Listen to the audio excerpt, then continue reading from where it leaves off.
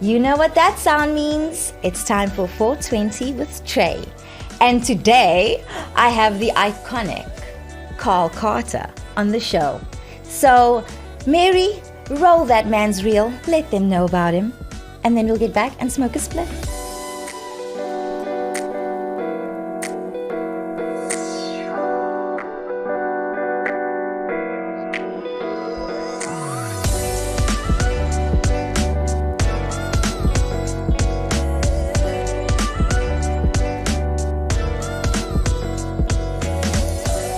Hi, Carl, and welcome to 420 with Trey. I'm so excited to have you here, for real.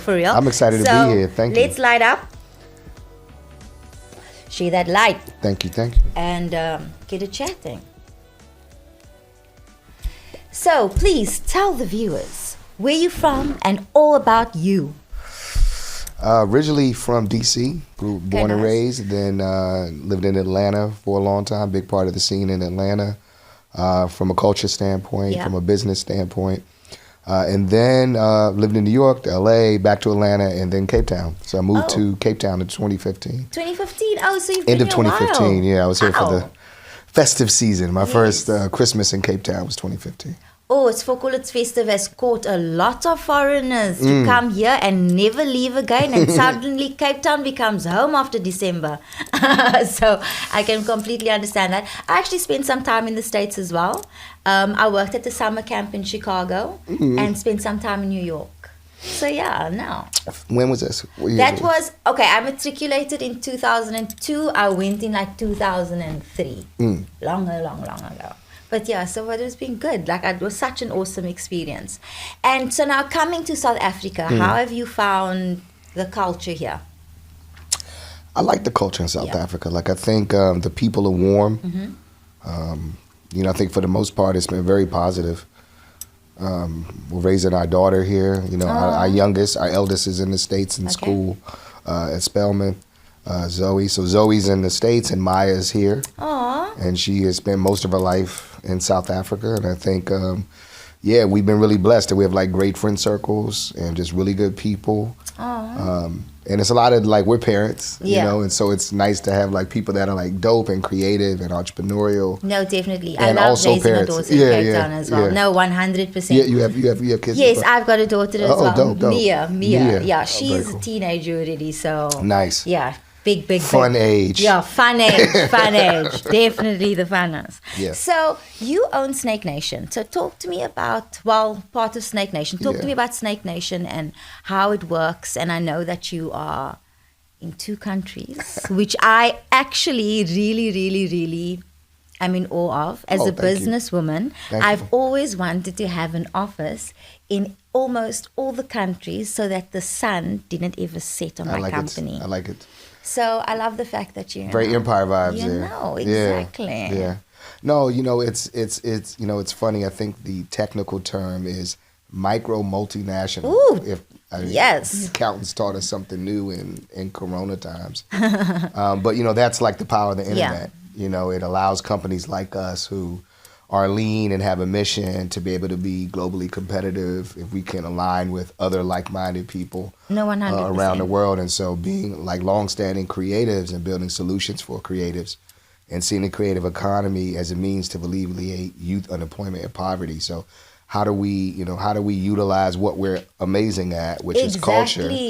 And we're setting all the trends. And really, man, researchers show you earliest adopters of technology by far are multicultural millennials. No, 100%. It's black and brown, 100%. And so we, I think that realization of saying, all right, well, it's cool, we're in culture and we're creatives, but then how do we get on the other side of the table and build tech? And I completely understand. In South Africa, for example, you'd found if you look at our TV, our players were all the way that they showcased, for example, colored people. In my opinion, was very stereotypical. It wasn't something that, and I've been in entertainment since I was 9. So to see that always kind of upset me, that they always only showed one facet of colored people, for example. So I found that I literally lost my train of thought. This is a really good spliff. It's very nice. You were saying, I find that Yeah, I You're find. talking about stereotypical. Yes, things. about stereotypical things is that we need to, get to this point where we embrace ourselves, we embrace our culture, but we also understand how to monetize that culture and respect the fact that we also need to grow and change the culture. Right. Because it can't stay the same. At least not in an environment or a climate like South Africa. I'll speak on Cape Town, like colored culture. We also have to want to elevate, want to go further, move forward, take up different spaces, take up more spaces. Because we were put in a space. And so we still need to gain the confidence, or some of us still need to gain the confidence to break out of that space, to go into the places that our moms and our dads couldn't. And so I do feel like, yes, you are 100% right. We are a force to be reckoned with, especially in the digital age, because there isn't as many gatekeepers on the internet. And I feel like we need to celebrate that and again make sure that we are the ones that benefit from that. Yeah. Because we don't necessarily always benefit from it. I think most times we don't. Yeah. I mean, horror stories, right? Yeah. Of like, the brother that was the AI rapper, right. And he has to come out on Twitter and basically say, hey, I'm the voice of, and then I have not been paid, and so forth. Exactly. So, I think you have a that's lot of companies that are hell-bent on replacing creatives as a way to, like, imagine, like, what's the cheapest possible labor below slavery? And it's computers. It's like, they don't need much, you know what I mean? Exactly. And so I think there is an active movement, much like in cannabis, right, to reduce the things to their barest bones and extract as much as possible without reinvesting. And I think that's where, companies like Snake Nation, our focus is to make sure that young Black and brown creators can enter the creative economy, tell their own stories on their own terms. And we sit there and we help, attract opportunity. We help negotiate. Because, what really struck me in sort of my previous life as a CEO of an agency in the States was that, even when you get to the pinnacle of some of these industries, it's still like not a great view. Yeah. Right. And especially if you have integrity. Yeah, well, especially if you have integrity, and especially if you say, well, because you can't what turn a legacy blind eye. do you want to leave? I actually have a saying. That's the question. Legacy is more important than likes. And I saw that on one of your posts. And at the end of the day, like, who you are, what you say is what is going to be left behind. Yep. How you've impacted your community and your people, how you've changed their mindsets. All I've ever wanted to do is to open up people's third eye and be like, just try and see further. My daddy always used to tell me, Tracy, if you are not standing on the shoulders of the tallest person in the room, how do you see further than anyone else? That is why you can't be intimidated by being around greats. Yep. You can't be in a competition mindset, because then you can't learn. If I'm competing with you, I can't learn from you. And even with even if we are competing companies, if I don't respect what you are doing, I can't learn from that competition either. And I can't grow, and my business can't face that new frontier, So I think it is important that we have this conversation. Yeah. And that people do start thinking about the sustainability of business. Like, that and that's the thing about an entrepreneur. It can't just be for now. Because surely your business is supposed to be here after you're gone. It better be. You understand? So if then that's the goal, then you need to be nourishing everything around it, because the community that company is built in needs to be served and needs to still be there in order for your company to be there. Your community, that as in the people, still needs to be there. So you need to constantly elevate the people around you in order for your business to elevate, in order for your customer to elevate. you know?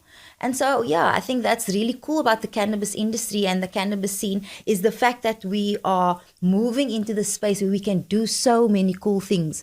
And I mean, I have gone to one of your pleasure events here in Cape Town. You were at the very first one, right? Yes, I was. Yeah. It was absolutely amazing. So talk to me about that. Like, what is pleasure? What is the mindset behind bringing that sort of a concept to South Africa? Well, you know, it's interesting, man. And when you are a person of color and you're sex positive, yeah, and then you start to explore the scene, you really realize very quickly that you are often all over the world. Yeah. One of the few people of color in the room. Yeah. All over the world. And, you know, it's never from your point of view. It's never from your cultural 100%. point of view. It's not how you would feel most comfortable. Yes, because a lot of things with us is still taboo. Yeah, no, for sure. Yeah. And so getting comfortable with our own selves, our own sensuality, our own connection, our own personal freedom as a funnel to say, how do we protect ourselves? How do we value ourselves? How do we build? And so that's the thing, is like because we did a lot of work in HIV prevention, sexual reproductive health. And so a lot of what we found was that there was this gap around sex positivity, because most of culture, you know, tells you that all of these things are negative, even though, you know, so many people are contracting AIDS. So 100%. Many people are, still to this day. Yeah, still to this day. I mean, people still like, to this day. you know, it's like COVID, like it didn't happen. No, it's but, still COVID, still there. AIDS is still in the same way. Exactly. Nor is it the same death sentence. And so that's why, you know, I think as science continues to march on and new solutions come to bear, there's also the behavioral side that says, 100%. Well, hey, how do you, you know, develop behaviors that prevent the need for further medicine, right? Like, because you can also attack it from both ways. 100%. So instead of just treating it, how do we prevent it? And so for us, it's all kind of in that soup. And so it really was kind of on most of these things that happen, like Snake Nation, even they kind of come to me and then like on me. They're like ideas that won't leave me alone. And so it's kind of like I was like, well, we should do this thing, and you know, I tend to, you know, get into things that I enjoy and then figure out if we're good at it, and then figure out, can we make a business out of it? 100%. So that's kind of what Pleasure is doing now. We just celebrated our 1-year anniversary. Oh, congratulations. Thank you so much. Following your pleasure. Thank you so much. Way? Yeah, yes, all the nice. way. Well and done, it was very exciting. You know, we've got some incredible things planned.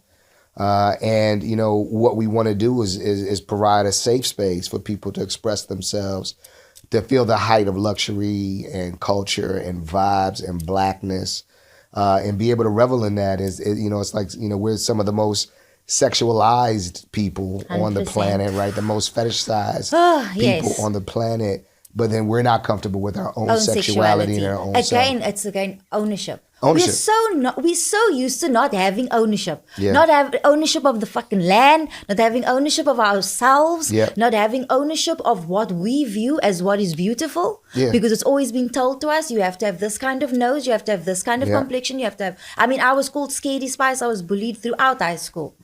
And it didn't matter how much I accomplished in the modeling scene, I still had crusade at the end of the day, you know? So I just feel like that's the exciting part about cannabis, I feel, is that, especially in South Africa, is because it's such a like camaraderie type of a thing. It does bring us together, and it does open conversations. Now, I feel like in Cape Town, especially in the South African climate, that's what's been missing here. We haven't been speaking to one another. And it's only by speaking to one another can we gain empathy through understanding what each other's been through our experiences. And it's only through like having conversations can we actually understand we're the fucking same. We are the same, like we're going through the same emotions. We are, and you know, but I will say, it's a big ocean and we're all in different type of boats. So yes, somebody is in a yacht and somebody is on a raft. There isn't a case of everybody's as it the same. Some people are genuinely suffering. And that's where I say that the empathy part of that conversation is what really, really matters. And what I love about you and what you've done with Snake Nation, particularly in South Africa, is I've worked with lots of people that's maybe come from overseas, America, whatever, who've maybe wanted to start something here. And the intention has always been different. And I found with you, you've really come in here with you're here to empower South Africans in a South African way. You're not coming to save Africa in an American way. Yeah. And that, I feel, is the difference between you and so many other businesses that have maybe stepped foot in our shores. Well, you know, it's interesting, man. We had this experiment that we ran when we first came here, and shout out to Titso and Tawanda and Amber and Masana and all of the heads at Snake Nation, both Yami and Nick and everybody around there, and Lil Will. And we'll definitely call up a picture. Yeah, Mary, exactly. we're going to call up a picture of the Snake Nation team, okay? Yeah, but, you know, and Deepa. And so we're like just sprinkle all over. And, you know, this notion of being able to start something that can be global and lean and also, you know, level the playing field with technology. Because it's not like culture gets to build technology often. No. And so when you have people that understand what's missing and also are open to the which is culture, right? Like, you know, no one, every time you come to a new city, the first thing you understand is who is in the city. Yes, like, 100%. I wouldn't go to New York and just be like, rock up. Yeah, exactly. So why would you come to another country and just rock up? No, you have to understand what's going on. And I think that's a global cultural rule because it's a sign of respect. Yes, and that's exactly what it is. It's a sign of respect. Is. So I learned that firsthand coming from D.C. after college to Atlanta.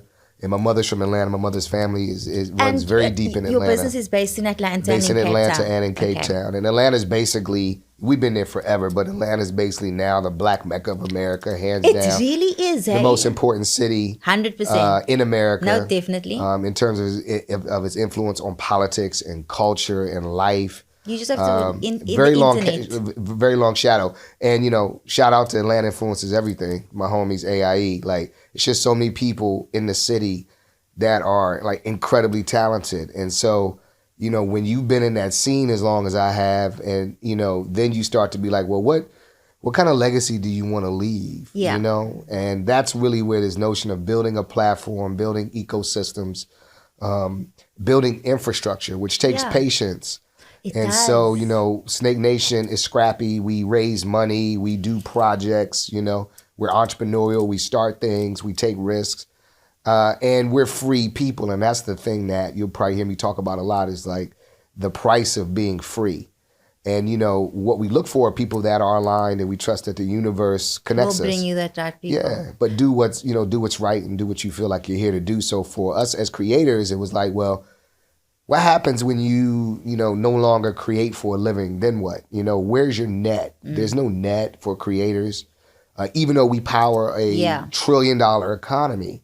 So our goal is to help, you know, Africa at large and the diaspora at large to be able to earn from their narratives, 100%. right? To upload their content, to generate value, and us there in the back end, powering deal flow, powering negotiations, you know, powering the visibility of the artist and the connective tissue, e-commerce. So like we really have been like thinking through that global economy.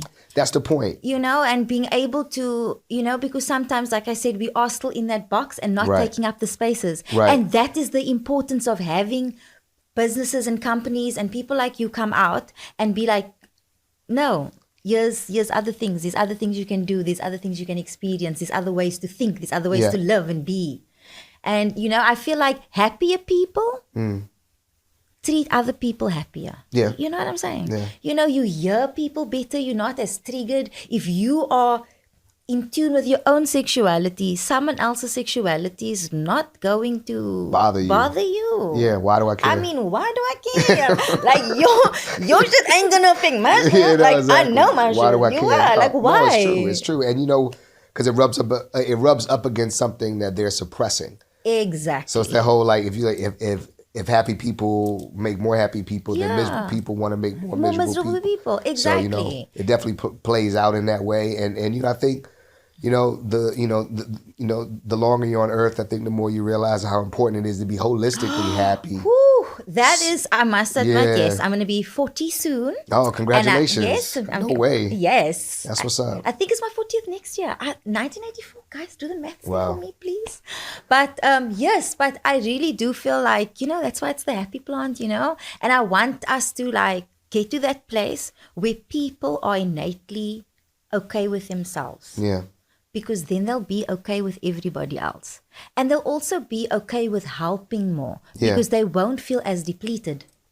Listen, I think when you talk about cannabis, and I learned so much when I came here, right? But of course, we've been in cannabis forever in the States, so we've always, ever since graduating high school, and I went to college, that's when I started smoking. And then, of course, it's in the economy everywhere in the whole nine. And so, for me as a longtime smoker and creative and business person, and moving in circles where you see cannabis everywhere, smoked by all types of people. Yeah, exactly. All up and down the economic ladder. 100%. Because, I think what you learn is that people at the pinnacle of their game are freer thinkers. 100%. They tend to, move different. They tend to live by their own rules. And so I've always been inspired by that because it doesn't make you feel like you're the weirdo. No. You're just like one in the chamber. No, exactly. But it's the same like you were saying earlier and touching on that fact about the indoctrination, and when we were talking about AIDS and HIV and how they wanted to desexualize us in order for us to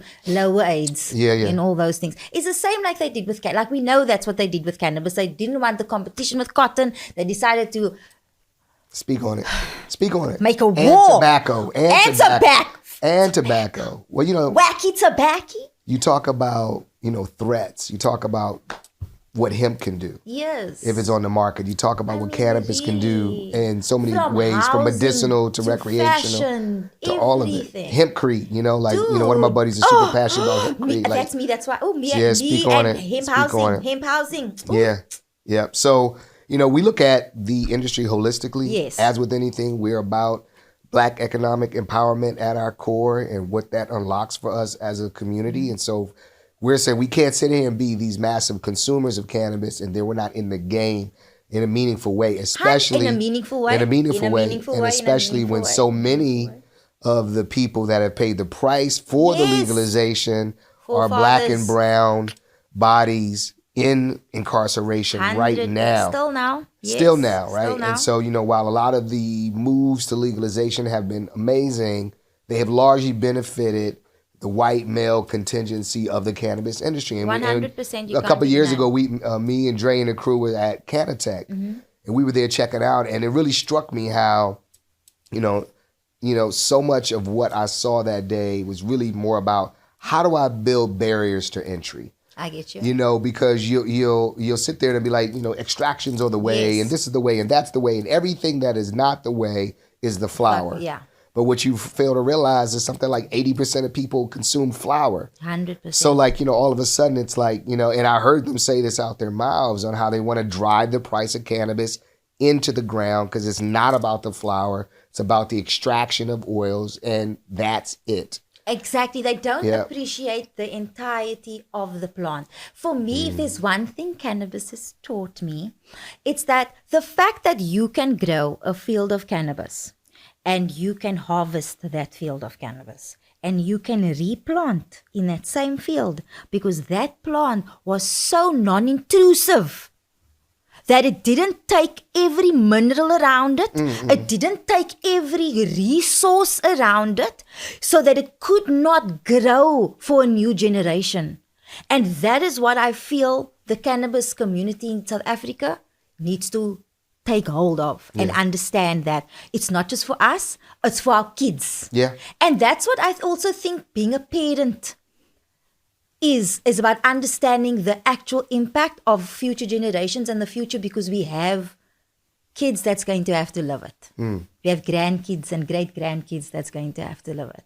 So I think it's cool that we are starting on this journey of, changing the future for our kids and for all the people and for the future generations.